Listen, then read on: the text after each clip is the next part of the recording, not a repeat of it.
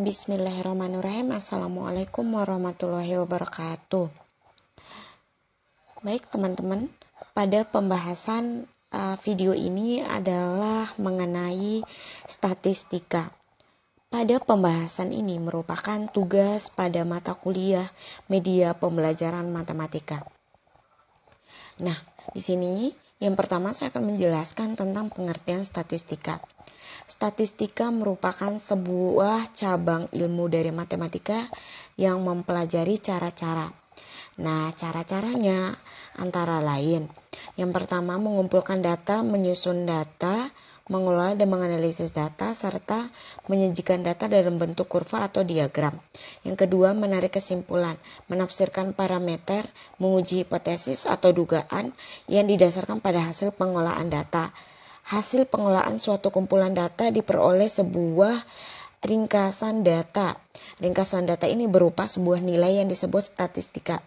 Jadi dapat kita simpulkan, kita berikan gambaran tentang suatu kumpulan data dalam bentuk sebuah nilai. Menyajikan data dalam bentuk diagram dan tabel. Diagram batang, penyajian data yang menggunakan gambar berbentuk balok seperti digambar di sini atau bidang tersebut diagram batang. Nah, ini teman-teman yang pada gambar ini adalah diagram batang. Batang-batang ini dapat dilukis secara tegak atau diagram batak tegak atau mendatar. Tapi di antara batang satu dengan batang lainnya diberikan jarak sehingga letak tiap batang tampak terpisah. Nah, teman-teman bisa lihat di sini. Nah, untuk selanjutnya diagram garis, ada gambar di samping.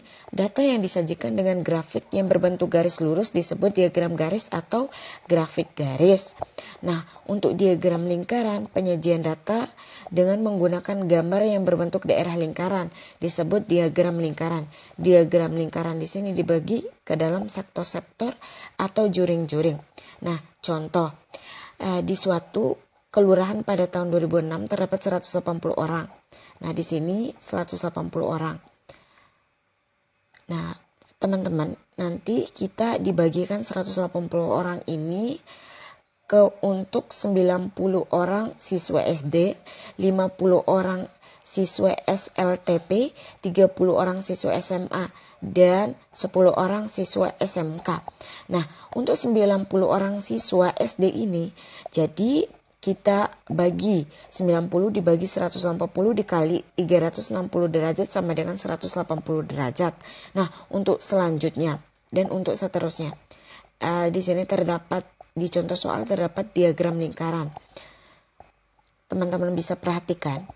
Di sini terdapat tabel distribusi frekuensi. Frekuensi tunggal. Penyajian data seperti tabel di bawah ini disebut tabel distribusi frekuensi tunggal atau tabel sebaran frekuensi tunggal. Nah, teman-teman kita bisa lihat dua tabel di bawah, bisa saya jelaskan. Untuk pada teman-teman bisa baca di sini panjang benda atau dalam sentimeter, titik tengah X1 turus frekuensi. Nah, yang pertama di sini kelas. Kelas bisa saya jelaskan. Data yang terdiri di atas 100 nilai amatan pada tabel di atas dikelompokkan menjadi 6 kelas. Nah, di sini terdapat 6 kelas. Ketiganya berarti 91 dikurang 100. Kelas keempat. Nah, kelas keempat di sini 101 dikurang 110. Ya, dan seterusnya. Kelas kelima 111 dikurang 120 dan kelas keenam 121 dikurang 130. Nah, teman-teman bisa lihat pada tabel berikut. Yang kedua, bisa saya jelaskan tentang batas kelas. Batas kelas di sini ditetapkan sebagai nilai-nilai ujung terdapat pada sebuah kelas. Nilai ujung di sini teman-teman bisa lihat, suatu kelas disebut batas kelas, nilai ujungnya disebut batas kelas. Misalnya, kelas pertama 71 kurang 80, batas bawahnya 71 dan batas atasnya 80. Nah, teman-teman bisa lihat di sini. Nah, untuk materi selanjutnya di sini menjelaskan tentang penyusunan tabel distribusi frekuensi berkelompok. Di sini terdapat langkah-langkah yang bisa teman-teman pahami. Yang pertama, langkah pertama tentukan nilai rentang, yaitu di sini terdapat rumus, teman-teman bisa perhatikan. Sedangkan langkah kedua, tentukan banyaknya kelas. Terdapat rumus juga dengan K. Dengan K ini menyatakan banyaknya kelas. N ini menyatakan ukuran datanya.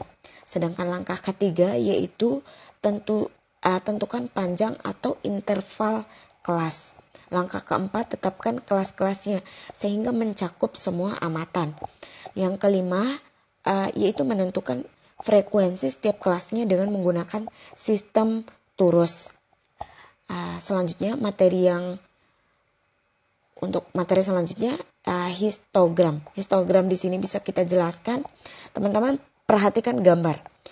Bentuk penyajian data distribusi frekuensi dengan menggunakan gambar berbentuk persegi panjang yang bersempit satu sama lain. Tiap persegi panjang mewakili kelas tertentu dengan lebarnya menunjukkan panjang kelas, sedangkan tingginya menunjukkan frekuensi. Selanjutnya, poligon frekuensi, yaitu menjelaskan tentang bentuk penyajian data distribusi frekuensi dengan menggunakan gambar berbentuk grafik, garis dengan menghubungkan titik-titik tengah setiap kelasnya sesuai dengan frekuensinya. Bisa teman-teman lihat juga di penjelasan yang awal. Yang selanjutnya, OGIF. OGIF di sini menjelaskan tentang kurva mulus yang diperoleh berdasarkan daftar distribusi atau frekuensi kumulatif. Kurva OGIF terbagi menjadi dua.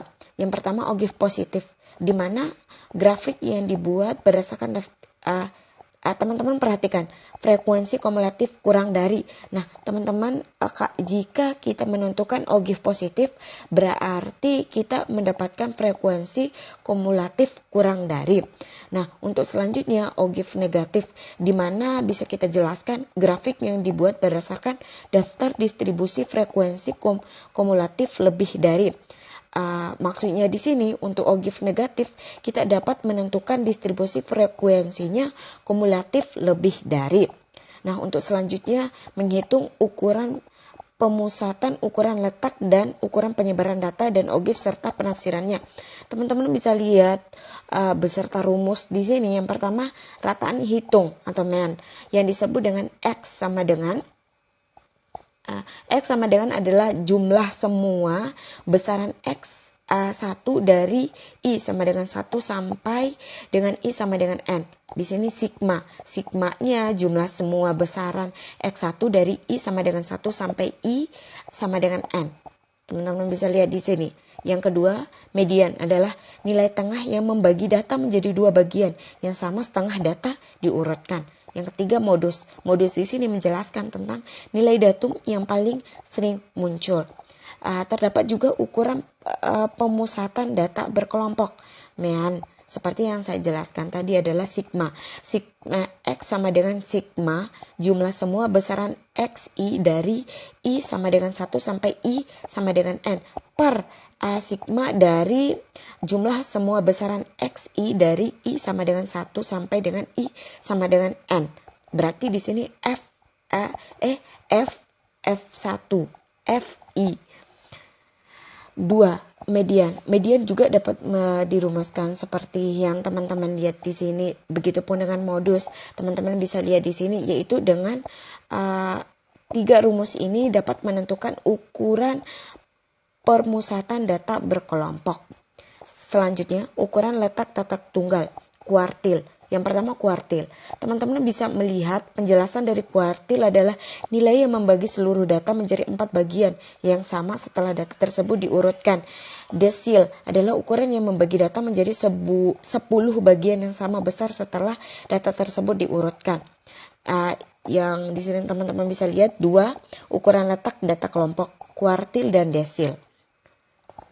Nah, selanjutnya ukuran penyebaran data tunggal.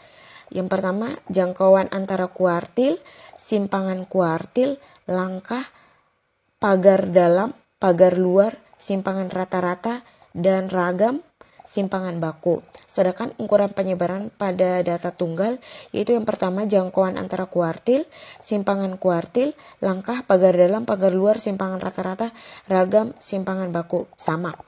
Nah, Untuk contoh soalnya teman-teman bisa lihat di sini, diketahui data sebagai berikut. Di sini teman-teman bisa lihat datanya yang ditanyakan, yang ditentukan adalah rata-rata, median, modus, kuartil ketiga, desil kelima, jangkauan antara kuartil, simpang kuartil, langkah, pagar dalam pagar luar, simpangan rata, ragam, dan simpangan baku. Seperti yang sudah dijelaskan. Nah, untuk selanjutnya di sini diketahui data sebagai berikut.